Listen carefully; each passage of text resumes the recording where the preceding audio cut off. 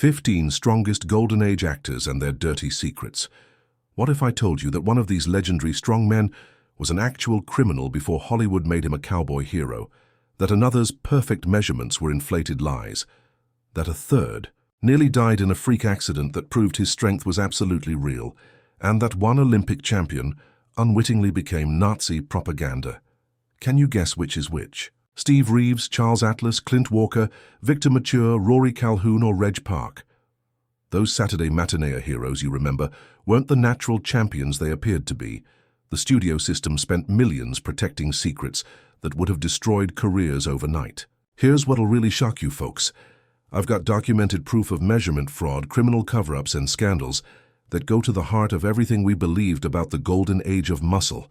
By the end of this countdown, you'll know which cowboy was running from the law, which fitness guru was a complete fraud, and why Hollywood's most perfect physique ended up as a bitter recluse. Think you know your childhood heroes? Let's see if any of them survive what's coming.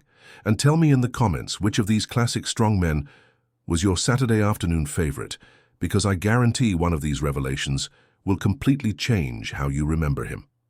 Number 15. Lex Barker, the Princeton Tarzan's family nightmare. On screen, he was the noble savage swinging through trees, but behind closed doors, his family would later reveal a nightmare that still stains his legacy today. Remember when they replaced Johnny Weissmuller with that sophisticated college boy? Those of you who followed the Tarzan series in the early 50s watched Lex Barker bring Princeton education to the jungle. Standing 6'2" with 190 lbs of lean muscle, Barker played the ape-man from 1949 to 1953. And his refined 17 in arms and 44 in chest looked more civilized than Weissmuller's bulk. But what the studio publicity departments never told you was the darkness.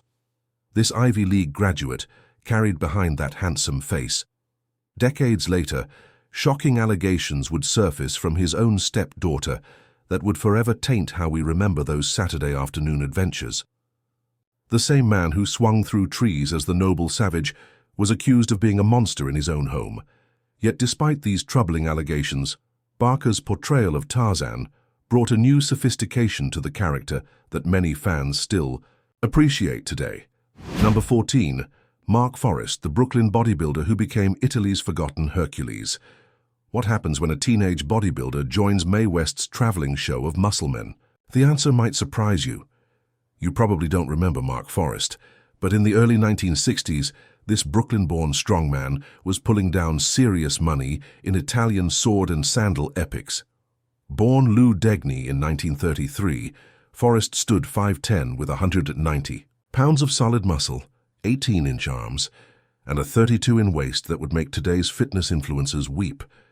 But here's what the publicity never told you, folks. Forrest started bodybuilding at just 13 years old, and before he was swinging swords in Italian studios, he was working Mae West's traveling troupe of muscle men. You remember Mae West, don't you? That platinum blonde bombshell who made careers out of young muscular men. What happened during those tours would make your wives clutch their pearls. The real scandal was how quickly Forrest disappeared after his movie career ended. Unlike other sword and sandal stars who milked their fame for decades, Forrest vanished from public view, becoming an opera singer and refusing to discuss his muscle-bound movie days. When film historians tried to contact him, he was notoriously uncooperative, leading many to wonder what exactly he was trying to forget. Still, Forrest's transformation from Brooklyn teenager to Italian cinema hero showed what determination and hard work could achieve in Hollywood's golden age. Number 13, William Smith, the legitimate tough guy Hollywood couldn't break. Here's one actor who was exactly what he appeared to be, and that's probably why Hollywood never knew what to do with him. William Smith could actually back up his tough guy roles with real strength and legitimate credentials. This bodybuilder turned actor appeared in hundreds of films and TV shows, often as the heavy, because his physical presence was genuinely intimidating. Standing 6'2" with over 200 lb of functional muscle, Smith had 19 in arms built through real powerlifting, not just posing. Those of you who remember him from biker films and action movies saw authentic toughness on screen. Smith could bench press over 500 lb and had legitimate martial arts training that made his fight scenes look real because they often were. But Smith's authenticity was exactly what kept him from becoming a major star. Hollywood preferred manufactured tough guys they could control, not genuine hard men who might actually hurt someone during filming. His real strength made insurance companies nervous, and his unwillingness to play studio politics kept him perpetually cast as the villain. In a town built on illusion, William Smith's genuine toughness made him an outsider. But for those who appreciated authenticity over artifice, he remained the real deal until the end. Speaking of authentic versus manufactured, our next strong man built an empire on promises he couldn't keep. Number 12. Jack LaLanne, the fitness guru's heart-stopping hypocrisy. Now here's a name that'll bring back memories for those of you who remember morning television in the 1950s and 60s. Jack LaLanne, that energetic fitness guru who promised to make you a new person with just 15 minutes a day. Standing 5'7" and weighing 150 to 160 lbs, LaLanne built an empire on his compact but incredibly muscular physique with 16 in arms and a 28 in waist. But folks, if you bought into LaLanne's promise of perfect health through his exercise system, you might want to sit down for this one. The man who preached clean living and claimed his fitness methods could help you live to 100 had been hiding serious heart problems for decades, that's right. The same guy doing handcuffed swims across San Francisco Bay was dealing with cardiovascular issues that would have sidelined most men half his age. The supplement industry corruption runs even deeper. LaLanne made millions selling vitamins and protein powders to eager Americans, but industry insiders knew he didn't actually use most of the products he hawked on television while he was telling housewives to buy his 1995 exercise contraptions. He was working out with custom-built equipment worth thousands. The irony is staggering. The man who promised perfect health through his methods couldn't deliver that promise even to himself. Yet millions of Americans trusted him with their fitness dreams, never knowing about the medical secrets he was hiding. But if you think LaLanne's deception was shocking, wait until you hear about the child star whose entire life was controlled by forces beyond his comprehension. Number 11. Johnny Sheffield, the exploited child star who couldn't escape the jungle. If you're in your 70s or 80s, you definitely remember little Johnny Sheffield swinging through the trees as boy in those Johnny Weissmuller Tarzan movies. What you might not know is the dark story of how Hollywood chewed up and spit out this talented child actor. Sheffield started his career at just 8 years old in 1939. Chosen from hundreds of young hopefuls, even as a child, Sheffield had that athletic build that would define his entire career. By his teenage years, he'd grown to 5'10" with a lean but muscular 170 dwartlet frame that looked natural swinging from vines. But his entire childhood was controlled by the studio system in ways that would be considered criminal today. The real tragedy began when Sheffield outgrew his role as boy. Instead of transitioning to adult dramatic roles, the studios created Bomber the Jungle Boy. This wasn't artistic vision, this was desperation. Sheffield was trapped in jungle, typey, casting so severe that he couldn't even audition for normal roles. By age 25, he'd been so thoroughly branded as a jungle primitive that he became unemployable in regular films. Sheffield's story serves as a stark reminder of how the studio system treated human beings as disposable commodities. The same industry that made millions from his childhood performances abandoned him, the moment he was no longer useful to their bottom line. From child exploitation to adult brutality, our next revelation involves an NFL linebacker who learned the hard way that Hollywood's promises meant nothing when real danger struck. Number 10. Mike Henry, the NFL linebacker's lawsuit against Paramount. Those of you who followed professional football in the 1960s remember Mike Henry as a legitimate NFL linebacker who could deliver bone-crushing tackles, standing 6'2" and weighing over 220 lb of explosive muscle with 17 in biceps. Henry had the kind of raw physical power that made quarterbacks nervous. His transition to playing Tarzan seemed natural, but the reality was far more sinister. Henry was contracted to do 3 Tarzan films, starting with Tarzan in the Valley of Gold in 1966. The studio marketed him as the most authentic Tarzan ever, a real athlete who could perform genuine feats of strength. What they didn't mention was how they planned to achieve that authenticity. The animal attack that nearly ended Henry's career wasn't an accident. It was negligence bordering on criminal. During filming, Henry was mauled by a supposedly tamed chimpanzee that left him with serious injuries requiring extensive medical treatment. But here's where it gets really ugly. Paramount Pictures tried to cover up the incident and refused to pay for Henry's medical bills. Henry fought back with a lawsuit that exposed the dangerous working conditions on Hollywood adventure films. His case revealed that studios regularly put actors in life-threatening situations without proper safety measures, relying on insurance policies rather than prevention. Henry's courage in fighting the studio system helped protect future actors from similar exploitation. His lawsuit proved that even the mightiest studios could be held accountable when they put profits over human safety. But studio negligence was nothing compared to international propaganda warfare. How next strongman's Olympic triumph was twisted into something that still haunts American sports history. Number 9. Glenn Morris, the Olympic champion's Nazi propaganda nightmare. Here's a story that'll make your blood run cold, if you remember. The 1936 Berlin Olympics. Glenn Morris wasn't just another Hollywood strongman. He was a legitimate Olympic gold medalist who won the decathlon in Hitler's Germany. Standing 6'2" with an athlete's perfectly proportioned 185 lb frame, Morris had 16 in arms and the natural muscle development that comes from real track and field training. Morris's Olympic victory should have been pure American triumph. He set a new world record in the decathlon, proving American athletic superiority on Hitler's home turf. When Hollywood offered him the chance to play Tarzan, it seemed like the perfect opportunity to capitalize on his Olympic fame. But here's what they never taught you in history class about those 1936 Olympics. The Nazi regime turned Morris's victory into a propaganda disaster for American interests. Despite winning gold for America, his image was manipulated by German filmmakers who used his athletic physique to promote Aryan racial superiority theories. The Hollywood disaster that followed was even worse. Morris's single Tarzan film, Tarzan's Revenge, was such a catastrophic failure that the studio buried it almost immediately. Morris couldn't act, and his athletic abilities meant nothing when, faced with dialogue and emotional scenes, the film was so bad that it nearly destroyed the entire Tarzan franchise.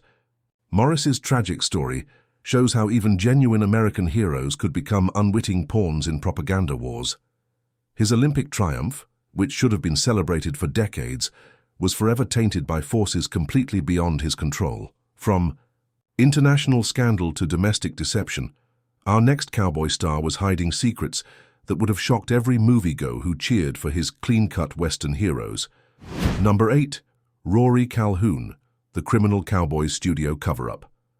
Gentlemen, we're just getting started and already we've seen fraud, exploitation and cover-ups. But trust me, the revelations about our top strongmen will shake your faith in Hollywood's muscle myths forever. He looked like he was born to ride horses and face down outlaws.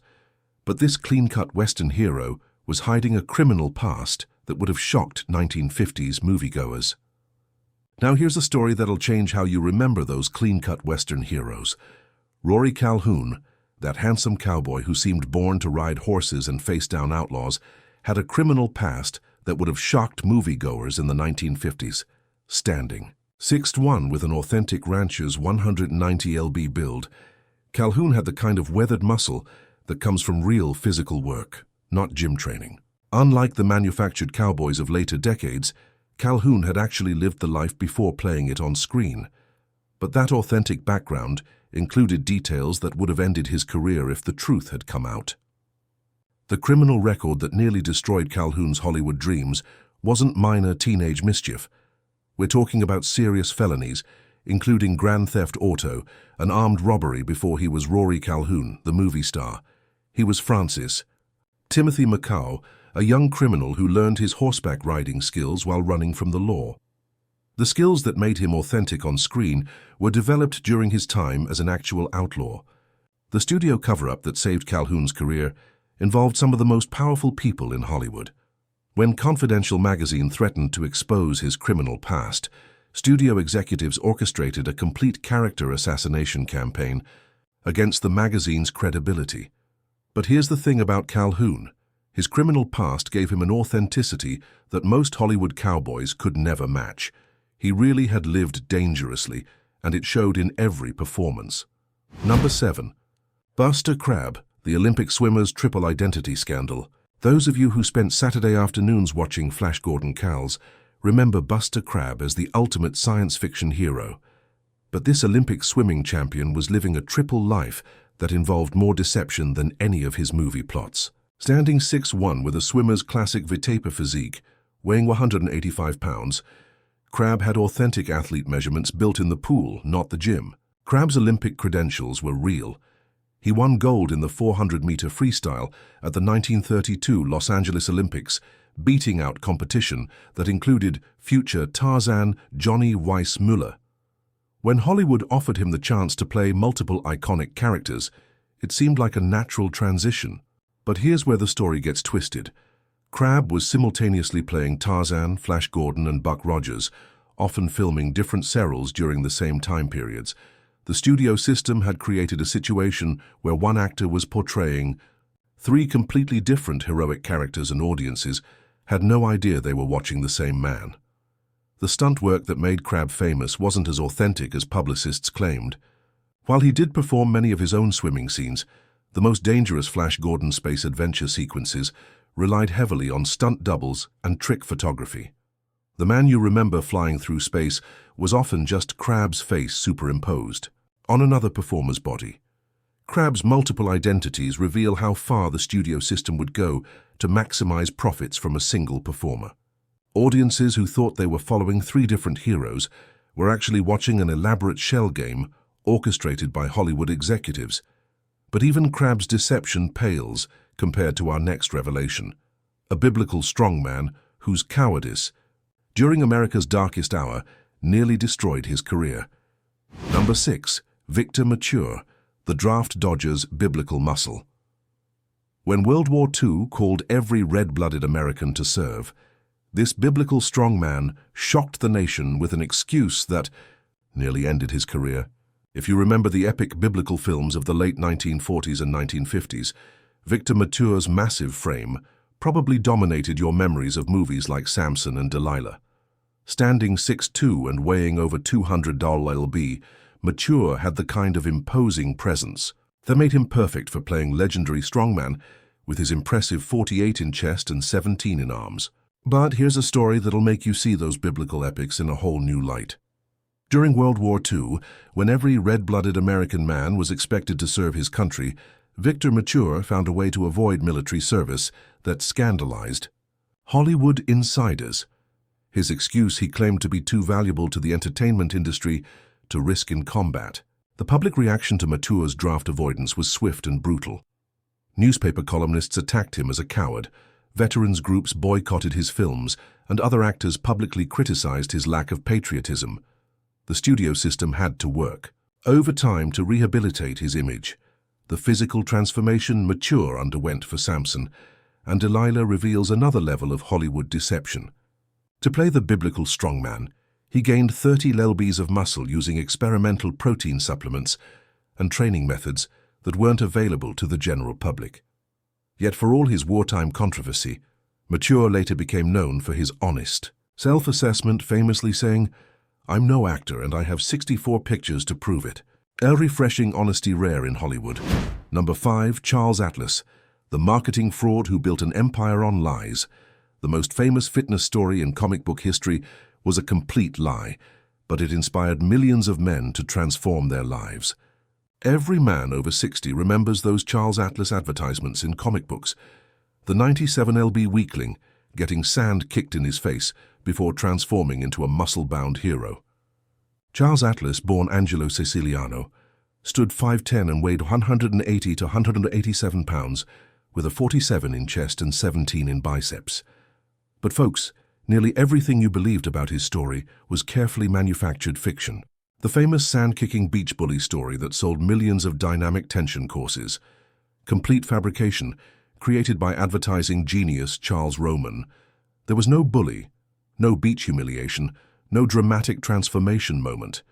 The entire origin story was designed to appeal to insecure young men. Here's where it gets really shocking. Despite promoting a no-weights exercise system, Atlas used barbells and dumbbells extensively throughout his training career. The man who built an empire selling isometric exercises was secretly using traditional weight training methods that he told his customers were unnecessary and potentially harmful. The business partnership that created the Charles Atlas empire reveals even more deception. Dr. Frederick Teeney actually created the dynamic tension exercise system that Atlas marketed under his own name. Atlas was primarily the model and spokesperson, not the fitness innovator that millions believed they were learning from. Yet here's the remarkable thing. Despite the lies about his story, Charles Atlas genuinely inspired millions of men to start exercising for the first time. His mail-order courses got a generation of Americans moving, and that legacy is undeniably positive. Number 4. Clint Walker, the gentle giant's near-death mountain accident. A freak skiing accident nearly killed this TV cowboy, but his survival proved just how real his legendary strength actually was. At 6'6" and 235 lbs of authentic muscle, Clint Walker dominated television screens as Cheyenne Body from 1955 to 1963. Those of you who remember Cheyenne know that Walker's imposing 19-inch arms and 52-inch chest made him the most physically impressive cowboy hero on television. Unlike many Hollywood strongmen, Walker's measurements were completely natural, built through genuine ranch work and outdoor labor. Walker's authentic Western background wasn't manufactured by studio publicity departments. He actually worked as a ranch hand, oil rigger and construction worker before Hollywood discovered him. His weathered hands and sun-beaten face told the story of real outdoor work, not gym training and makeup. But Walker's most harrowing experience came not from Hollywood stunts, but from real-life adventure. In 1971, while skiing in the Sierra Nevada mountains, Walker was impaled by a ski pole that pierced his heart. The accident nearly killed him, and doctors said his survival was miraculous. His massive chest muscles and exceptional physical condition were literally the difference between life and death. The gentle giant's personality off-screen contrasted sharply with his intimidating physical presence. Walker was known throughout Hollywood as one of the kindest, most humble stars in the business. His refusal to use his size to intimidate others or throw his weight around made him beloved by crews and fellow actors. This near-death experience proved that Walker's strength wasn't just for show. It was the real deal that saved his life when it mattered most. Number 3. Gordon Scott, the manufactured discovery at the Sahara Hotel. Gordon Scott's story reads like a Hollywood fairy tale. The handsome lifeguard discovered poolside at the Sahara Hotel in Las Vegas and transformed overnight into Tarzan. Standing an impressive 6'3" and weighing 218 lb with 19 in biceps, Scott had the physical presence to replace Lex Barker as the king of the jungle. But the discovery story that launched his career was as manufactured as his new last name. The truth about Scott's Hollywood break reveals how the studio system really worked behind the scenes. He wasn't randomly spotted by talent scouts. He was already being tracked by a network of agents who specialized in finding muscular men for action roles. His appearance at the Sahara Hotel wasn't coincidence. It was an orchestrated audition designed to look spontaneous. The name change, from Gordon Werschel to Gordon Scott, tells you everything about Hollywood's attitude toward ethnic identity in the 1950s. Producer Sol Leeser didn't just think Werschel was hard to pronounce. Ethnic names were considered box office poison for leading men, so studios routinely erased actors' cultural identities. Scott's marriage to his Tarzan co-star Vera Miles should have been a Hollywood romance story. But the reality was far messier. Miles left him due to his financial instability and increasingly violent temper on movie sets. Industry insiders knew that Scott had serious anger management problems. Scott's manufactured discovery story exemplifies everything that was fake about Hollywood's golden age. Even the most spontaneous moments were carefully scripted publicity stunts designed to fool an unsuspecting public. From manufactured discoveries to genuine friendships destroyed, our next strongman's bitter rivalry with his most famous student reveals the dark side of mentorship. Number 1. Steve Reeves, the Golden God's measurement, lies, and secret scandals. Steve Reeves represents everything that Golden Age Hollywood wanted us to believe about natural strength and classic beauty. Standing 6'1", with what he claimed were the perfect measurements, 18 1/4 in arms, 52 in chest, and 29 in waist, Reeves became the template for heroic masculinity.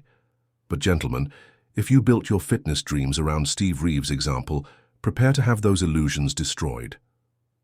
The measurement controversy that surrounds Reeves goes to the heart of Hollywood's systematic deception about physical perfection. His official 1947 Mr. America contest measurements tell a very different story from the publicity stats that made him famous. The actual recorded numbers show 17 1/2 in arms, a 48 in chest, and a 31 in waist. The perfect proportions that inspired millions were marketing fabrications. Reeves's training philosophy of less is more, with only 3 full-body workouts per week, produced results that modern natural bodybuilders can't replicate. Despite having access to superior nutrition and training knowledge, his ability to maintain his contest physique year-round while filming multiple movies suggests recovery capabilities that exceed what natural training typically allows. The career-ending shoulder injury that forced Reeves to retire from both bodybuilding and film reveals another layer of deception. During the filming of The Last Days of Pompeii, a chariot crash severely damaged his shoulder, but the extent of the injury was hidden from the public for years. Reeves suffered chronic pain for the rest of his life. Perhaps most shocking of all is how Reeves spent his final decades. The man who had been Hollywood's highest-paid actor in Europe became a reclusive horse rancher who rarely granted interviews and seemed bitter about his movie career. He refused to discuss the golden age of bodybuilding, suggesting that he knew his legacy was built on foundations that wouldn't survive scrutiny. Steve Reeves's story encapsulates everything we've learned about Hollywood's golden age: the systematic deception, the inflated statistics, and the human cost of maintaining impossible standards. The man who inspired millions to pursue physical perfection knew his own perfect image was built on lies he could never escape, the uncomfortable truth about our heroes. There you have it, gentlemen, the 15 titans of Hollywood's golden age, stripped of their mythology and revealed in all their flawed humanity. These weren't the natural champions and authentic heroes that our younger selves believed in. They were products of a studio system that manufactured legends through systematic deception, measurement inflation, and careful omission of inconvenient facts. The IC modern fitness industry continues these same deceptive practices, just with more sophisticated marketing. The heroes of our youth weren't villains, but they weren't the paragons of natural achievement that we wanted them to be. They were men, caught in a system that valued image over truth. Understanding their real stories doesn't diminish their entertainment value, but it might save the next generation from chasing dreams built on foundations of sand. So, tell me, which of these strong men shocked you the most? And which one do you still admire, flaws and all? Was it Clint Walker's miraculous survival that proved his strength was real? Charles Atlas inspiring millions despite his lies? Or maybe Rory Calhoun's authentic outlaw past that made his cowboy role so convincing? Drop your thoughts below. I read every single comment and I'm curious which revelation hit you hardest. And if you enjoyed learning the truth behind these Hollywood legends, make sure to subscribe, because there are plenty more Golden Age secrets waiting to be uncovered.